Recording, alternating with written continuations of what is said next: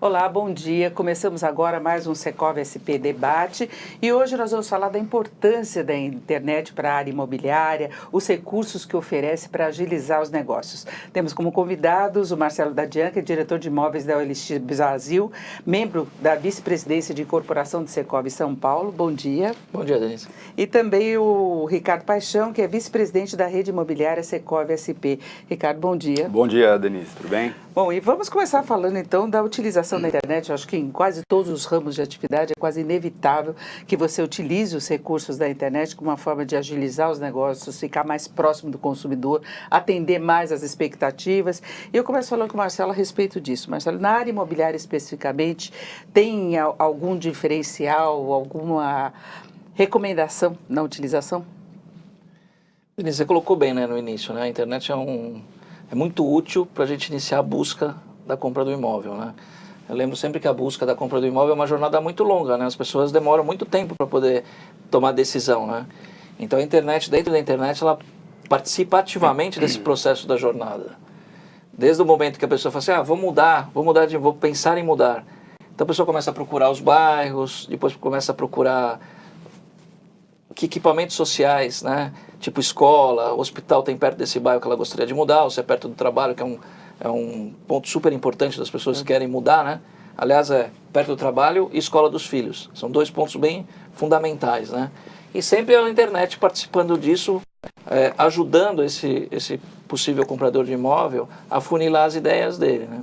Depois passa para uma outra fase, onde ele já sabe mais ou menos o que ele quer, e continua pesquisando na internet aí de uma forma mais, dentro do funil que a gente fala, né? De uma forma mais precisa. Já sei o bairro, já sei mais ou menos quanto eu quero comprar, já sei o produto que eu quero, e vai buscando essas informações na internet. Isso ajuda a gente nessa vida dinâmica que todos têm, a ganhar muito tempo e colher informação. Então esse eu acho que é o lado super bom, né? E também tem que tomar cuidado com as fake news, né? Que às vezes as informações estão na internet, Exatamente, mas nem sempre correspondem à verdade, né? Então, para isso tem os profissionais aí para ajudar as pessoas nessa busca. Antigamente as pessoas ou iam diretamente a alguma imobiliária, algum local assim, ou eram os jornais, né? Você tinha os classificados, a pessoa ficava lá escolhendo, não tinha toda a disponibilidade. Na internet tem muito mais informação, não é? Sim. Aliás, curiosamente, eu lembrei agora uma história que eu costumo falar para os corretores, que o primeiro anúncio de jornal foi no Tamoio, um jornal do Rio de Janeiro, com a ideia de classificado, de buscar imóveis, né? E se a gente olha, até os anos 2000, mais ou menos, a gente ainda usava, desde 1800, a gente ainda usava os classificados para fazer a busca de imóveis, sem nenhuma alternativa, né? Eram os mosquitinhos, você lembra que a gente falava? Sim. A gente ficava brigando por ter título e mais tijolinho. Título e mais 3 linhas de descrição, ou seja... Tudo resumido, abreviado. Tudo resumido. O grande avanço em 10 anos foi colocar fotos nos anúncios de jornal. Eu acho que esse foi o grande anúncio e o grande avanço. E as pessoas eram muito resistentes na época. Nos anos 90, eu lembro que os corretores e gerentes falavam, não, imagina, esse negócio da internet aí nunca vai substituir os jornais, né? Os grupos de mídia, basicamente 6 grupos de mídia divididos em 5 famílias, e era lá que a gente tinha que fazer os anúncios, né? Com o advento da internet, avanços na tecnologia da informação e da comunicação, aí a gente tem esse mundo, essa revolução, esse arrastão tecnológico que traz aí infinitas possibilidades na hora de escolher um imóvel. O Marcelo deu um exemplo muito legal, né? Hoje você pode escolher pontos de interesse que você quer proximidade. Antes você falava, eu quero um imóvel em tal bairro com tantos metros quadrados e com tantos dormitórios. É muito limitado, na verdade a pessoa não quer isso, ela quer outras coisas, que ela quer estar perto da escola do filho, ou perto do trabalho, longe da sogra talvez, né?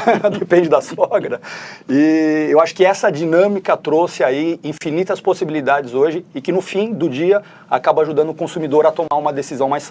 Agora, para o consumidor é uma facilidade, com certeza. Agora, do ponto de vista de quem está vendendo imóvel, eu acho que mesmo no caso de novos empreendimentos, você aumenta muito a concorrência.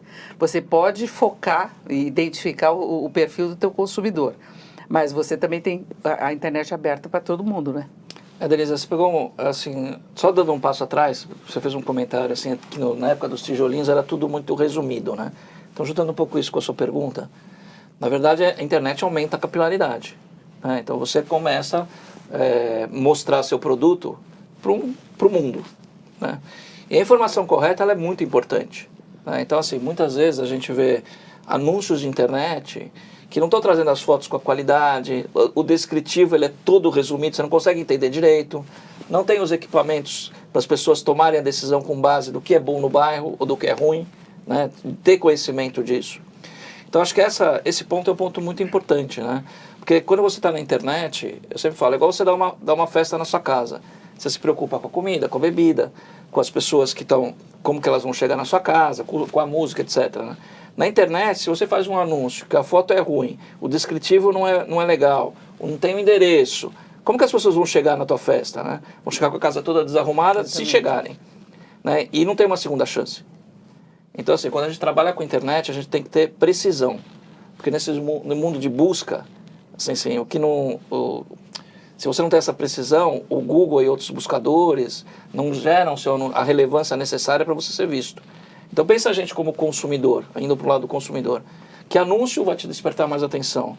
Aquele anúncio que tem uma foto bacana, que tem um descritivo legal, que tem o endereço completo, que tem todos os equipamentos, você vai nesse anúncio. O anúncio que é mais incompleto, infelizmente, ele vai perder relevância e vai aparecer lá embaixo no ranking, né? Então esse é um ponto bem peculiar da internet, você tem que ser preciso.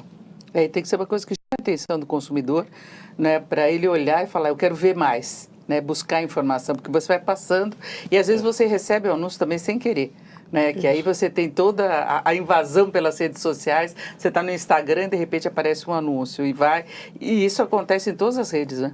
Isso é uma coisa bem legal também, porque a navegação, assim, a jornada de compra é uma jornada muito errática, não é uma jornada linear. Então às vezes você está buscando um produto, sei lá, um carro, por exemplo, de repente você é impactado por um imóvel. Então vou ver isso. Isso é bacana, aquilo que você falou. Então se gera atração, o anúncio gera atração, ou a mensagem gera atração, de repente você está olhando imóvel, né? Então assim, tem essa sutileza de você poder abordar pessoas em toda a fase da jornada. Hoje você tem os micromomentos, né, que o Google fala, né? Então você está toda hora disputando. Na verdade, seu concorrente não é o outro imóvel. É a geladeira, é aquele tênis que chegou, é o celular. Então é legal, é um admirável mundo novo aí que a gente tem que encarar. Então, mas aí você tem esse tipo de anúncio que ele entra nas redes de um modo geral, que você vai atingir a pessoa quando ela está distraída. E tem aqueles sites mais específicos que é quando a pessoa está buscando. Né, Marcelo? Então é diferente o tratamento que você dá no anúncio nesse caso. Porque a pessoa que quer, definitivamente, eu quero comprar um imóvel, entra no site, vai direitinho lá pega o LX, por exemplo. Aí vai porque quer ver os imóveis. Então você tem aquele que você atinge porque você chama atenção e o outro porque está na busca. Assim, a gente brinca assim, cada ferramenta tem um objetivo diferente, né? Então, a gente fala, cliente topo de funil, aquele que não está nem pensando em comprar um imóvel, de repente ele está navegando na própria LX em carros ou outros, olhando o celular e vai ser impactado por isso. Agora, alguém que já está procurando na busca mais forte, já sabe exatamente o que quer, aí vai num portal vertical, por exemplo, que é um portal exclusivo de imóveis, né? Ou vai num portal de uma imobiliária, né? Então ele já está um cara que está mais próximo. Então a mensagem, são mensagens diferentes também, né? Talvez a mensagem de quem ainda não está buscando imóvel, fala, não, a queda de juros, vamos dizer, uma coisa que pode impactar a pessoa a avançar, a dar um passo além. Financiamento mais fácil. Financiamento mais fácil, ou uma menor burocracia. Então realmente ficou mais fácil comprar imóvel. Então esse cara é despertado para isso. Então seria uma mensagem dessa. Agora, alguém que já está procurando, seria uma mensagem mais específica, com detalhe de imóvel, detalhe do produto, né, dos features do produto. Sim. Né, de como o corretor de uma imobiliária pode ajudar ele a comprar um imóvel. Esse ponto do Marcelo, da não linearidade do cliente, é muito importante, porque grande parte das ferramentas hoje de marketing que tratam a jornada de compra do cliente, elas consideram uma certa linearidade. E o imóvel é caracteristicamente não linear, é uma decisão muito complexa, longa. Hoje vocês consideram quanto tempo a jornada de compra, Marcelo?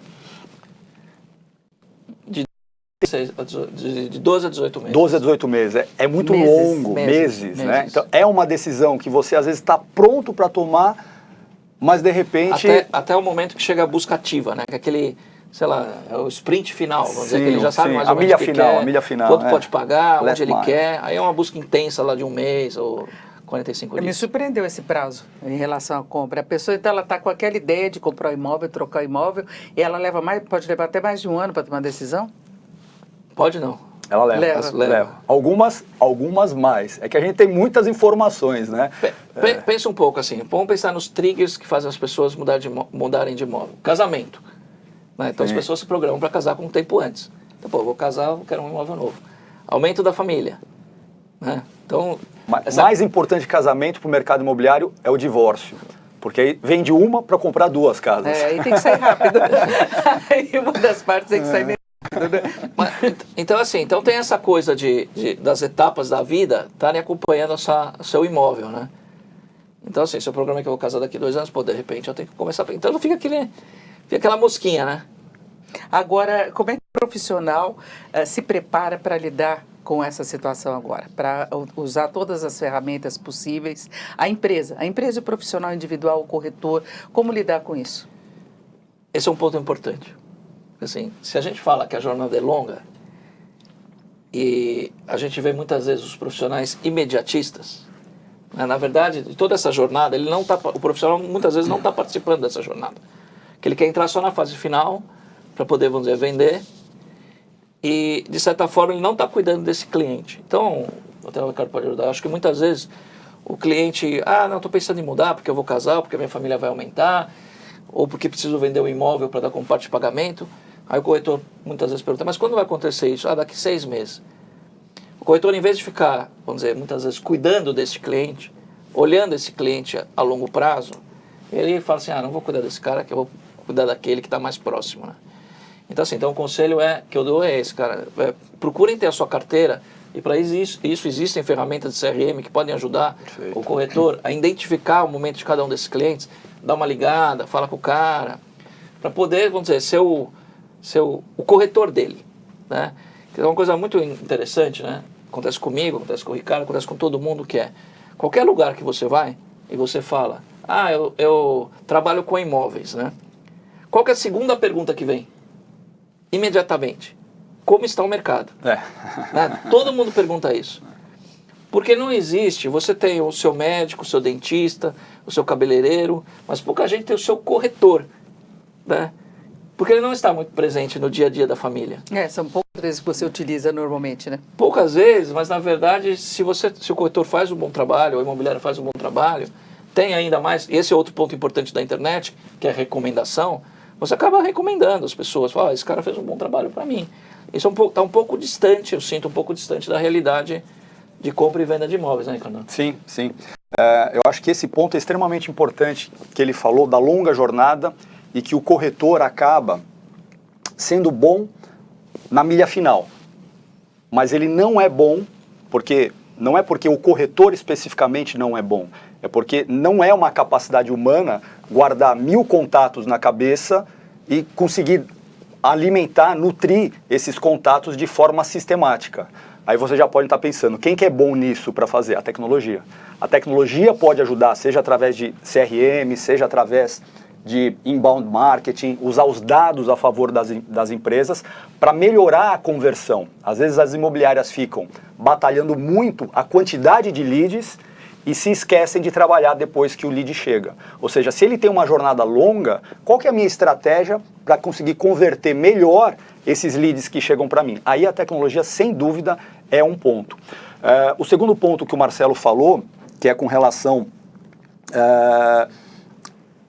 a ter o corretor, o cliente conseguir ter o corretor de estimação, é um pouco complicado pela maneira que o mercado é estruturado. Hoje você tem os imóveis extremamente pulverizados nas imobiliárias, extremamente pulverizado nos portais imobiliários, com duplicidade, às vezes, num único portal, a gente tem o mesmo imóvel anunciado o quê?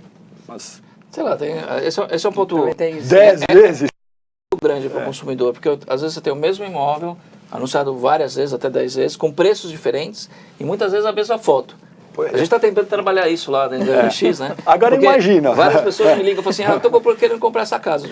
Quase um leilão. Assim, mas qual é o preço da casa? Então essa questão de ter transparência de preço é uma dificuldade. Não, o preço às vezes diferente. Agora, se põe no lugar do cliente. Ele tem os imóveis pulverizados, cada um em uma imobiliária. O que vai acontecer? Você necessariamente vai ser empurrado para um atendimento concomitante para a mesma necessidade de compra do imóvel. Você vai estar sendo atendido por N profissionais, às vezes 30. Imagina acumulado ao longo de 18 meses, quantos profissionais ele já não foi atendido. Por isso que eu acho que tem um pouco essa dificuldade, não pela característica do corretor, mas pela característica das engrenagens desse sistema, como ele funciona. Agora, essa coisa de atingir o consumidor, de ficar próximo, é aqueles e-mails que a gente recebe, de repente, de anúncio de imóvel, é isso? É por aí? Esse acompanhamento? Esse é um deles, né, Marcelo? Se você quiser falar um pouco melhor sobre isso aí. Porque isso tem muito. Eu acho que não é isso. Na verdade, os e-mails que você deve receber, muita gente recebe, são e-mails de oferta de produtos, né? Perfeito. O que eu digo é um trabalho, o Ricardo citou a questão do inbound, é um outro tipo de trabalho. Vamos supor que eventualmente você comprou um imóvel de um corretor e esse corretor quer ser o seu corretor da mesma forma que você tem os seus outros profissionais que já tem na sua vida, né? A mensagem que esse cara mandaria para ser, vamos dizer, para ser importante para você, para ser relevante, seria: oi, Denise, olha que bacana, o seu apartamento valorizou, porque ele sabe quanto você pagou. Olha que legal, no seu bairro está chegando isso, então tá ficando melhor. Uma sugestão de troca, por exemplo. Ou uma sugestão de: ô, Denise, percebi que a sua família aumentou, o que você acha? Você está gostando do bairro? Tem alguma coisa que eu posso te ajudar? Então, assim, eu acho que a venda, ela tem que deixar de ser uma venda transacional apenas, para ser uma venda consultiva. É difícil. Mas eu tenho certeza que se alguém chegar para uma pessoa que está num momento diferente, e ele está acompanhando no CRM lá o momento de vida dos clientes que ele já vendeu, e olha lá no Facebook que a esposa está grávida, perfeito, ou que eventualmente o cara separou, opa, tem um motivo para ligar para ele. Você pode até, se tiver uma boa oferta, convencer a pessoa que não estava querendo trocar. Mas você fala: olha, é legal, o apartamento é melhor, o imóvel é melhor, eu posso trocar, eu tenho condição financeira. Então, agora isso dá trabalho. É. Ou às vezes a pessoa foi promovida, assumiu um novo cargo. Olha se você começar a pensar, um cliente seu foi promovido ou mudou de empresa e essa empresa é distante de onde ele mora. E você sabe que ele mora onde ele mora porque você vendeu esse apartamento. Eu tenho certeza que se você tiver uma oferta boa para ele mudar perto de onde ele vai trabalhar, ele vai te ouvir. Agora, os profissionais fazem esse acompanhamento? Já utilizam todo o potencial que tem de acesso às informações dos clientes? Existem ótimas iniciativas hoje, como eu disse. Aí a gente vai ter que juntar o mundo da tecnologia com o mundo do atendimento com o mundo humano. Ou seja, a máquina não é boa em contextualizar. O que a máquina faz? Ela joga os dados, ela trabalha os dados, transforma em informação e o corretor vai usar essa informação ao seu favor. Então ele vai entender que, através dos dados, esse cara casou, tem um algoritmo do Google que é muito interessante. Ele prevê, antes mesmo da pessoa mudar o seu status na rede social, como casado ou solteiro, ele prevê quando a pessoa vai mudar o status, de acordo com as interações que ele faz na rede, pessoas que ele não entrava em contato, ele começa, então ele tem um algoritmo que prevê se a pessoa vai casar, se ela vai mudar o status de solteira para comprometida. Tem isso? Tem isso. O Facebook consegue... total de privacidade. É estatística. Ele pode ter errado, né? Ele pode ter errado, mas é estatística. Mas tem uma coisa que é verdade, a privacidade acabou, né? Então vamos ter... Que privacidade? Você não sabe, mas você vai se separar. Você não sabe, mas você vai separar, Você tá dando jeito, vai separar. Então, como um bom corretor pode trabalhar isso? No que ele falou, vai casar? Legal, já tem um imóvel maior aqui para te mostrar. Aí entra contextualizar. Aí o corretor pode usar o bom corretor pode usar essa informação a favor da venda, da boa venda, da venda consultiva, que o Marcelo colocou. Eu acho sempre também tem do rapport entre o corretor e o possível prospect, né? Quer dizer, as próprias imobiliárias se utilizam bem pouco disso, porque a hora que você gera um lead, o lead é um contato que entra via e-mail, chat, telefone ou internet, né? Você consegue saber quem é esse cliente, né? Porque as informações estão no LinkedIn. Enriquece os dados, né? Então, se você enriquecer esses dados, você pode até mandar um corretor que tenha uma afinidade maior com esse cliente. Ou de time de futebol, ou de profissão, ou de gênero. Qualquer tipo de rapport vai ajudar você a gerar confiança para que você seja o corretor, como você usou o termo, corretor de estimação. Sim. Ou aquele é o seu corretor, né? Sim. Porque pouca gente tem o meu cabeleireiro, tem o meu dentista, mas não tem o meu corretor. Sim. Né? E dá para ter. Se você trabalhar dessa forma, vamos dizer, contextualizando, entendendo Sim. quais clientes você quer trabalhar, se colocando como especialista. Mas aí você tem acompanhamento também daquele consumidor que potencialmente troca de imóvel e adquire um outro imóvel, porque tem muita gente que passa a vida inteira no mesmo. Não adianta você ter um corretor próximo, porque a pessoa não vai mudar. Eu tenho um exemplo bem concreto dessa situação que ele está falando, de que a tecnologia pode ajudar o corretor. Eu estou treinando um algoritmo lá na minha empresa que ele identifica o perfil do imóvel, o perfil do cliente e o perfil do corretor. E o que é que ele faz? Através dessas variáveis que vêm do cliente, quem é o cliente, o que é que ele está procurando, qual a característica do imóvel que ele procurou e qual a característica do corretor. Quais imóveis ele capta, quais são os fechamentos que ele faz. Através disso e de algoritmos de inteligência artificial, que são hoje relativamente simples, lógico, você precisa de um especialista, mas são relativamente simples, é uma realidade já, eu consigo prever qual que é o melhor corretor para poder atender aquele cliente para aquele imóvel. Ou seja, qual é o corretor que tem mais chance de vender para atender aquele perfil. Isso é melhor que vai ter um corretor que tem mais chances de atender a dor dele, é melhor para o corretor, que vai ter uma taxa de conversão melhor, e melhor para a imobiliária também, que vai ser mais eficiente, vai ter o seu operacional muito mais eficiente. Agora, para quem quer começar a trabalhar com todas essas alternativas que você citou, qual o caminho? Porque você depende de a pessoa ter informações a respeito de todos os recursos disponíveis, de ter experiência, de saber lidar com essa situação. Já há um nível profissional de capacitação para isso? Acho que sim, acho que hoje cada vez mais os corretores estão percebendo essa realidade e tentando se atualizar. Na verdade, para mim, o grande papel hoje do corretor, Ricardo, você me corrige se eu estiver errado, é assim, organizar a informação. Porque o cliente ele já foi na internet, já viu um monte de coisas, tem um monte de informações às vezes que não agregam, informações que desagregam, o corretor tem que chegar, não, isso aqui é assim, assim, assim. Então ele tem que estudar, tem que trabalhar e tem que buscar a informação correta para passar para o cliente dele essa tranquilidade que ele vai fazer um bom negócio, né? Mas até não depende tanto de, vamos dizer, investimento financeiro. Eu acho que depende mesmo de uma, porque a informação está disponível e muitas vezes ela é gratuita, né? Perfeito. Acho que depende de uma proatividade, né? E assim, e usar a tecnologia a seu favor. Por exemplo, quando liga um corretor para um cliente, normalmente ele liga ou manda uma mensagem via WhatsApp, né? Estou dando um exemplo bem simples. Qual que é a primeira coisa que a gente faz quando liga alguém que a gente não conhece ou manda uma mensagem via WhatsApp? Olhar a fotinho, né? Sim. Você quer ver quem é que está te ligando. Né? Quanto custa fazer uma foto boa, uma foto profissional? É simples, é verdade. É simples. Toda vez que eu faço essa apresentação, eu falo assim, eu quero ver as fotos de vocês. Aí eu pergunto, alguém confiável. Quem tem cachorro na foto em vez de ter a pessoa? Tem muita gente que tem foto do cachorro. Eu não tenho foto. E quem não tem foto, Marcelo? Quem não tem foto? Aí, então, assim, aí é caso perdido. Quem é casado e coloca junto, né? Coloca tem a família toda. Mistura profissional com pessoal. Então, você já infere um monte de coisas com isso. Boa ideia, hein? Então, assim, então eu acho que um fato simples, Denise, custa zero. Você é um vendedor, você está tendo uma relação profissional com alguém, e o cara, na hora que você liga para ele, alguém que você não conhece, você olha a foto... É um cachorro. É um cachorro, é o cara na balada... Uma criança... É o cara saradão na... Você não tem a menor ideia quem é. De sunga. Mas eu acho que isso vale em qualquer profissão, em qualquer atividade, qualquer área, não é só imobiliária. Aí, assim, eu tô falando assim, na questão de tecnologia, isso é muito interessante, como a tecnologia você pode levar ajudar a pessoa a sério ou não, né? Aí o que a pessoa deveria falar? Ah, eu sou o Ricardo, tá, eu vi a foto do Ricardo é bacana, vou responder. Aí responde pro Ricardo. Aí o Ricardo, você não me conhece, eu sou corretor de imóveis, sou especialista do bairro X, Y e tal. Dá uma olhada na minha página do LinkedIn, custa zero, para ver quem eu sou e o que os meus clientes estão falando de mim. Com isso, você constrói confiança, e eu acho que confiança é a palavra-chave, que você é a pessoa indicada. Você tem que cuidar da tua própria imagem antes. Você cuidar da sua própria imagem. E pouquíssimas pessoas fazem isso.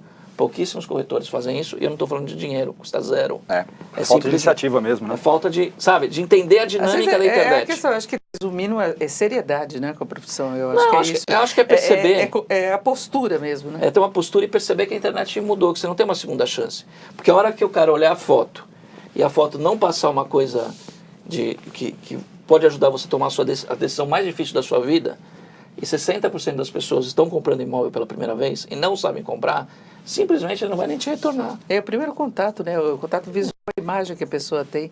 Né? Inclusive as empresas, quando estão selecionando funcionários para contratar, olham aquilo, olham as redes sociais para ver o histórico, né? Se você não quer que veja, você bloqueia. Não tem uma segunda chance de causar uma primeira boa impressão, né? Exatamente. Então, acho esse é um ponto interessante assim, de adaptação para o mundo digital.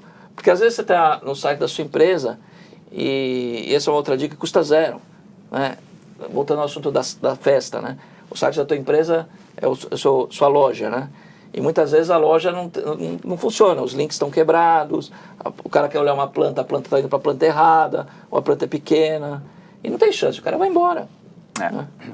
E o anúncio ele tem que ser fiel à situação que a pessoa vai encontrar para não perder credibilidade. Você não pode vender aquela coisa que é maravilhosa e a pessoa chega lá, é tudo enganoso, né? É foto montada, editada e tudo mais. Né?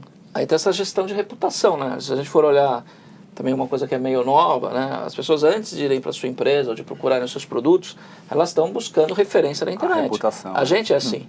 Né? Qualquer coisa que a gente vai comprar, a gente procura referência antes de comprar o produto. Para ver se é confiável, né? Para ver se é confiável.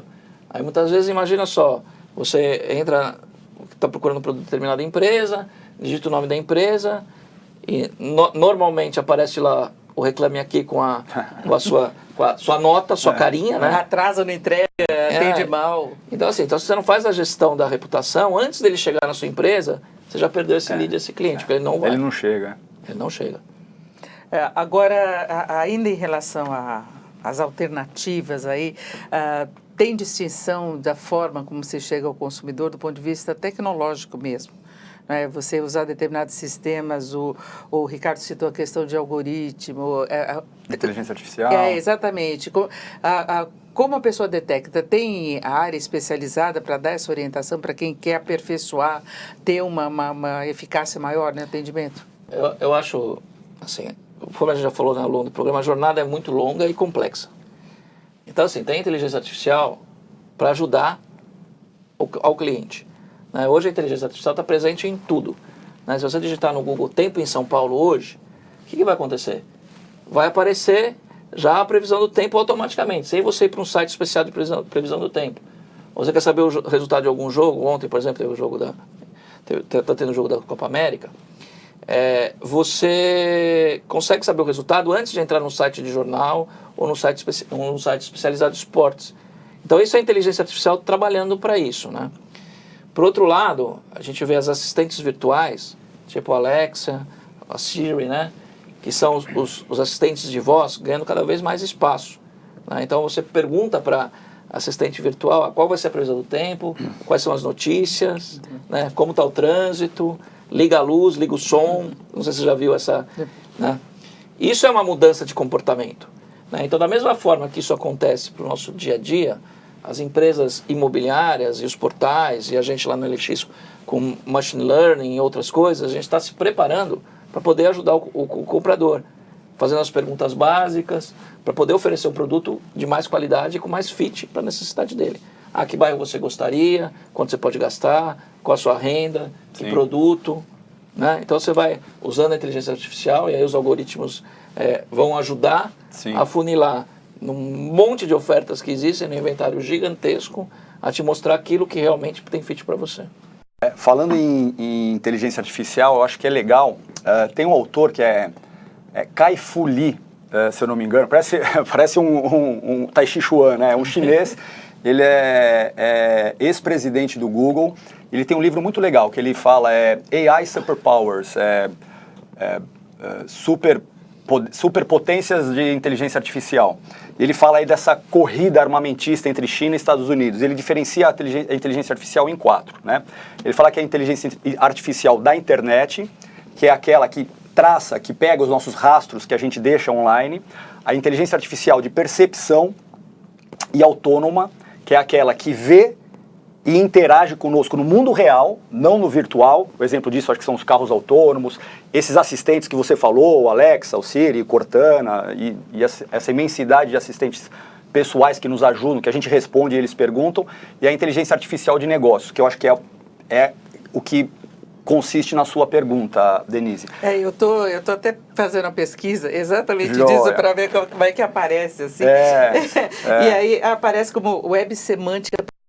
Aproveitar isso daí. Perfeito. É exatamente isso. A web semântica que nada mais é do que tentar criar separar entre o humano, ele fala, e o computador tem que entender essa linguagem, porque a linguagem do computador não é a humana, e a humana não é a do computador. Então, essa barreira no meio, como é que é essa semântica? Como é que acontece essa interpretação de um lado para o outro?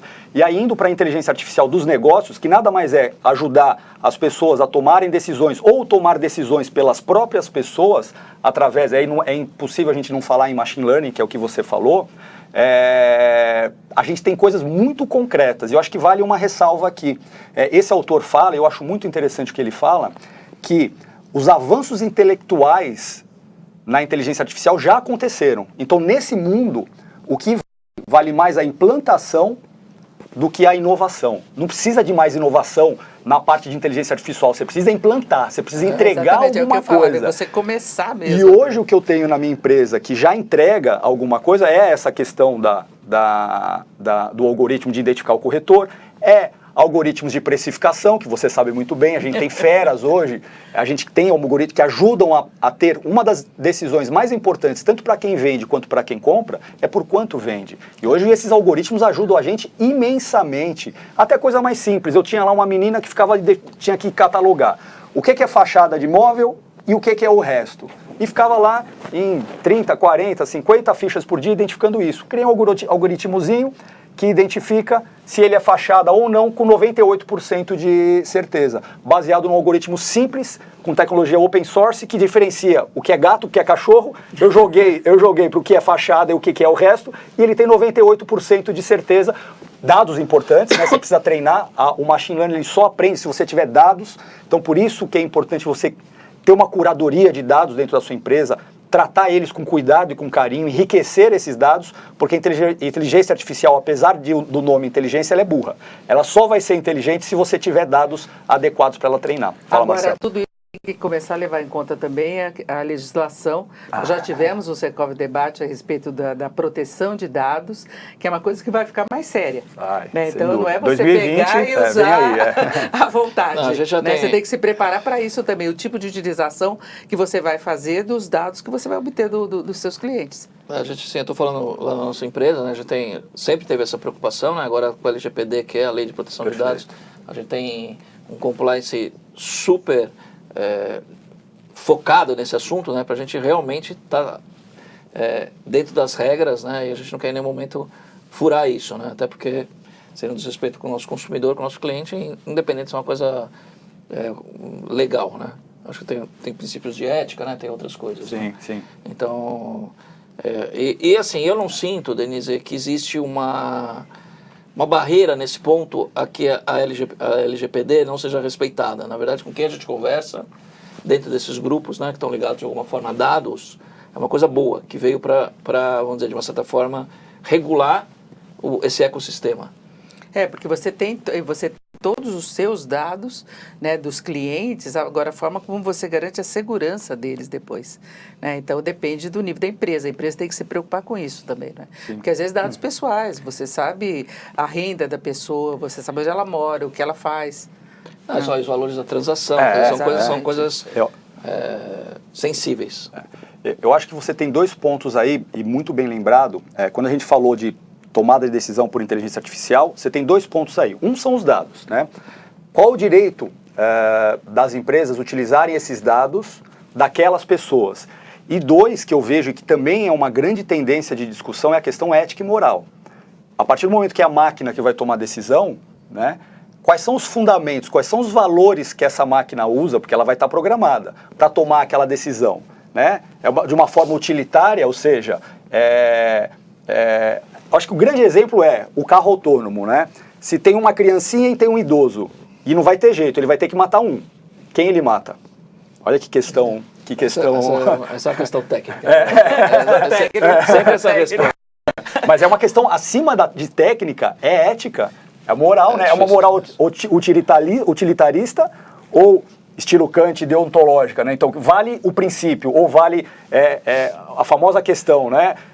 Vale você interferir se você for matar menos pessoas, o efeito colateral, né? Você está impedindo que morra mais. Exatamente. É extremamente complicado. Mas extremamente isso é uma dúvida que a pessoa também...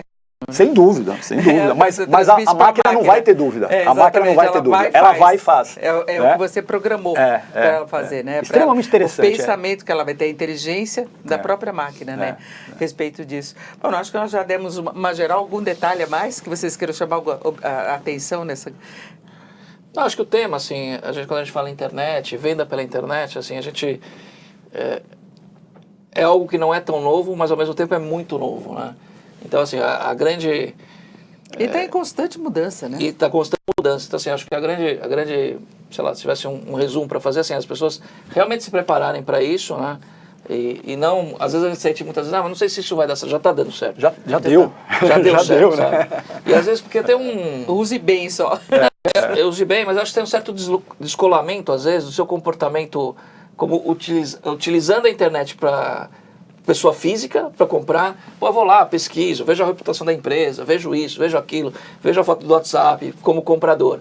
Mas quando eu sou vendedor, eu não tomo os mesmos cuidados, parece que eu sou outra pessoa. Então, assim, a pessoa é a mesma. Então, assim, mirem-se no seu próprio comportamento para poder pensar que seu cliente vai se comportar dessa forma.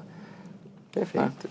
Bom, nós vamos fechando por aqui o nosso Secov SP Debate. Eu agradeço muito a participação do Marcelo Dadian, que é diretor de imóveis da OLX Brasil, membro da vice-presidência de incorporação do Secov SP, e o Ricardo Paixão, que é vice-presidente da rede imobiliária Secov SP. Muito obrigada aos dois. Obrigado aos Denise, internautas. Obrigado, Denise. E obrigado a vocês que estiveram com a gente até agora. Eu lembro que o programa fica disponível no canal Secov no YouTube e também no Facebook, assim como os programas anteriores. Até logo mais.